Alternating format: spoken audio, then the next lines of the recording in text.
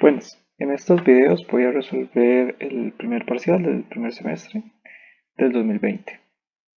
En este caso tenemos la pregunta 1, esta pregunta es la que no se debía resolver en el caso de que hayan presentado todas las tutorías. Eh, Como siempre, traten de resolver primero el ejercicio y luego comprueban los resultados.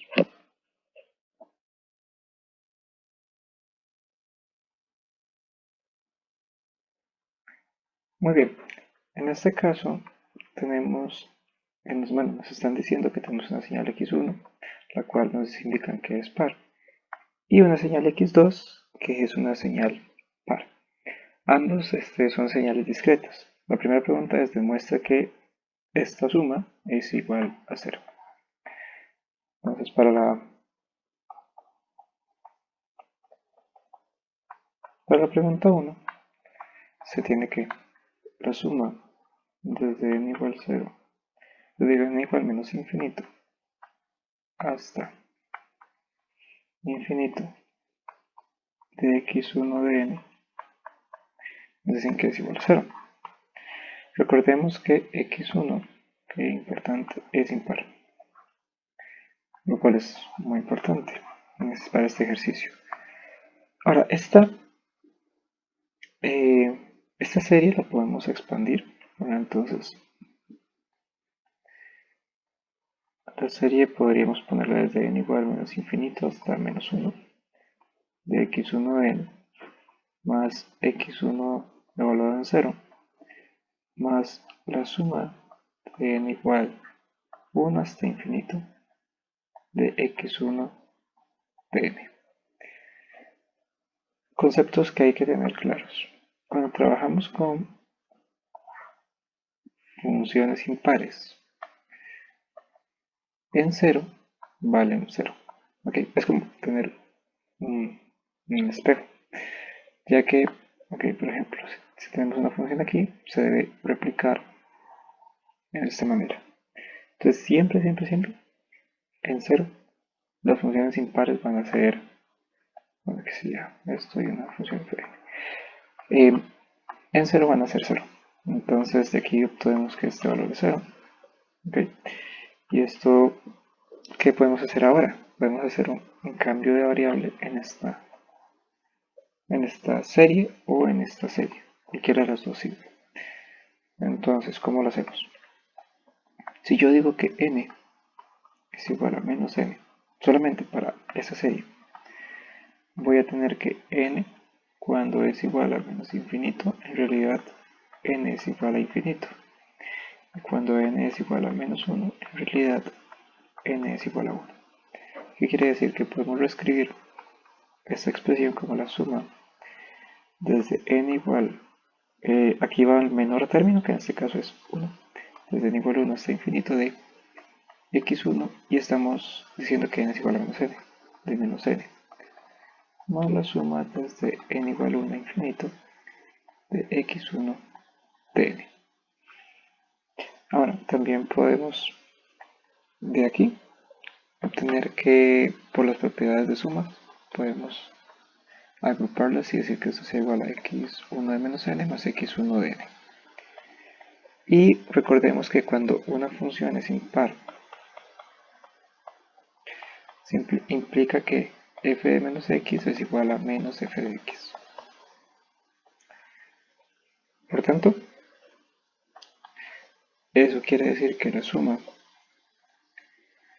se puede reescribir como la suma de n igual a menos infinito de menos x1 de n más x1 de n. Y esto es claramente igual a 0. Quiere decir que, por tanto, la suma desde n igual a menos infinito a infinito de x1 de n es igual a 0. Y ya demostramos lo que queríamos. Vamos a pasar para la siguiente pregunta. Demostrar que x1 por x2 da como resultado una señal impar. Entonces, si yo defino, eso sería la 1.a, simplemente para 1.1, perdón.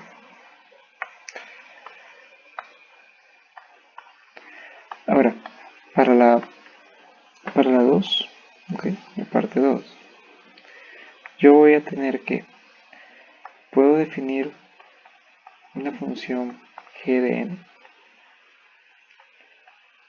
que va a ser igual a x1 de n por x2 de n. La pregunta me indica que demuestra que esto es una función impar, ¿verdad? Entonces, ¿cómo se resuelve? Yo sé que x1 es impar, eso me lo dice el enunciado, y x2 es par.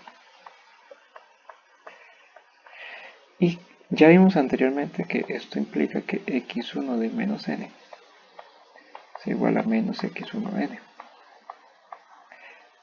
Y para una señal par lo que implica es que x2 de menos n sea igual a x2 de n. Entonces eso quiere decir que g de menos n me tiene que dar menos g de n. Para que se cumpla que sea impar. Vamos a hacer la demostración.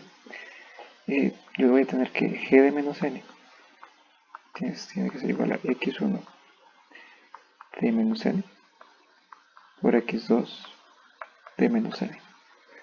Y creo que ya se ve muy claro que esto es impar y esta es par. De aquí entonces se obtiene que g de menos n es igual a menos x1 de n por x2 de n, que es igual a menos g de n. Y para la respuesta se tiene que g de menos n es igual a menos g de n, que es lo que queríamos demostrar. Ahora vamos a pasar para pregunta 3, que tal vez esta es como la más complicada, este enunciado. Nos dicen que se va a tener la señal x1 de n, que ahora va a ser una señal con parte impar y par. La parte par de la señal es denotada con xp, que está por esta expresión, y la parte impar se denota como x y esta expresión, x sub i. Me dicen que demuestre que se puede reescribir, ¿okay?, de esta manera. Esta expresión se puede reescribir de esta manera. Tal vez lo que puede complicar un poco este ejercicio sea la parte de que se tiene parte impar impar y la expresión, pero en realidad es muy sencillo. Lo que vamos a tener es que para la parte 1, 3, okay, tenemos que la suma desde n igual menos infinito a infinito de x1 de n al cuadrado. Vamos a ver. Yo lo puedo reescribir como la suma desde n igual menos infinito a infinito.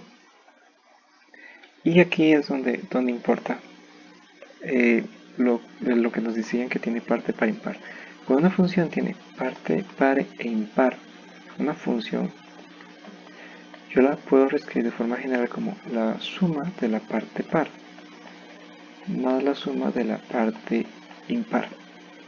Yo puedo escribir las funciones de esa manera. Eso quiere decir que x1 lo puedo reescribir como x sub p de n más x sub i de n. Esto al cuadrado. ¿Ok? Eso quiere decir que voy a tener la suma desde n igual menos infinito a infinito de xp al cuadrado de n más 2 veces xp de n por x i de n más x sub i cuadrado de n. Por propiedades de las series, bueno, todo esto de la serie, ¿okay? Por propiedades de las series yo puedo separarlo, es decir que esto es igual a la suma desde n igual menos infinito a infinito de xp cuadrado de n más la suma desde n igual menos infinito a infinito de 2 veces xp de n por x y de n, más la suma desde n igual menos infinito a infinito de x y cuadrado de n. Y aquí uno podría demostrar de nuevo que esta parte es impar, ok, pero no hace falta. Lo que podemos hacer es que de la pregunta 1.1 y 1.2 se obtiene que es 0.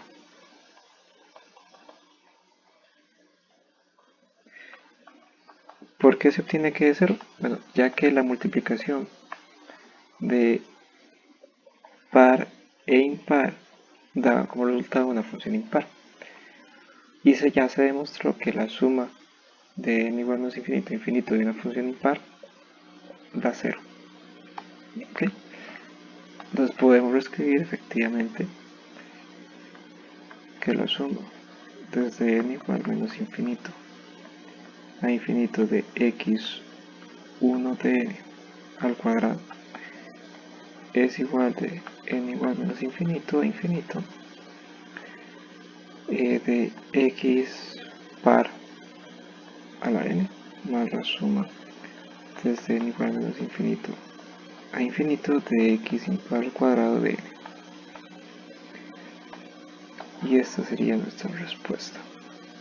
Y como ven, no era complicado, solamente era de tener claro el concepto de cómo podemos representar una función cuando es impar. Ok. Muy bien, ahora vamos a seguir con la 4. La 4 es exactamente lo mismo, solamente que ahora tenemos integrales. Entonces, para el caso de la integral, no podemos utilizar lo del enunciado 1.1 y 1.2. En este caso no es válido. Entonces hay que desarrollarlo todo.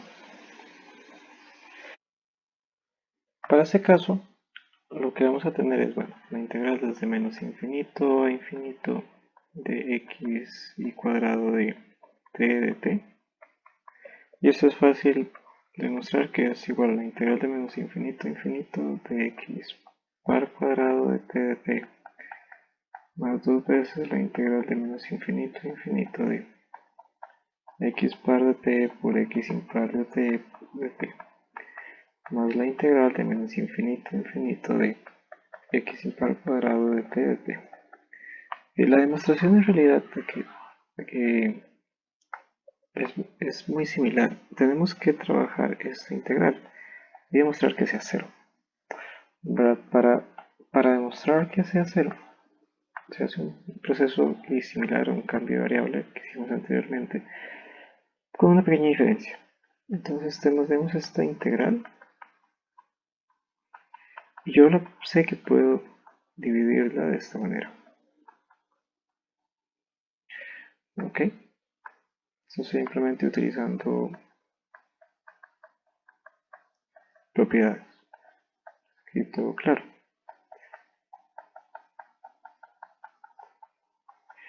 ¿Qué es lo que se hace? Vamos a trabajar con esta integral. Les voy a decir que u sea igual a menos t. Entonces, si u tiende a menos infinito, eso implica que si t tiende a menos infinito, eso implica que u tiende a infinito. Si t es igual a 0, eso implica que u es igual a 0. Entonces voy a tener que esta integral sería igual a integral desde infinito a 0 de x par de menos t, bueno, menos 1. Vamos a ver que en realidad luego esto no importa, en realidad. De menos u de x impar de menos u de menos u. Entonces voy a ponerlo aquí. Igual por propiedades, yo puedo escribir esto como la integral de 0 a infinito de x par de menos u por x impar de menos u de u. ¿Y qué sucede? Yo sé que x par de menos t, voy a ponerlo aquí, es igual a x sub p de t. Y x impar de menos t es igual a menos x y de t. Entonces esta integral puede ser de 0 a menos infinito, de 0 a infinito, de x par de u por x impar de u de u. Y como u es simplemente es una constante de integración, yo puedo ir a escribirlo como t nuevamente. Entonces x par de t, x y de t. Quiere decir que esto no hay más que, si yo me regreso al original, voy a tener que la integral de menos infinito a 0 de x par de t, x y de t. Bueno, entonces para no escribir tanto, aquí puedo venir y decir que eso es igual a la integral de 0 de, bueno, menos la integral de 0 a infinito de x par de t, x y t de t, más la integral de 0 a infinito de x par t, de x y t de t, y esto es igual a 0. Entonces de aquí ahora sí, puedo concluir que voy a tener la integral de menos infinito a infinito de x1 cuadrado t de t. Entonces, bueno, la integral de menos infinito a infinito de x par cuadrado de t de t más la integral de menos infinito a infinito de x sub i o x impar al cuadrado de t. Y esta sería la respuesta que estábamos buscando. Y esa sería la primera pregunta del parcial.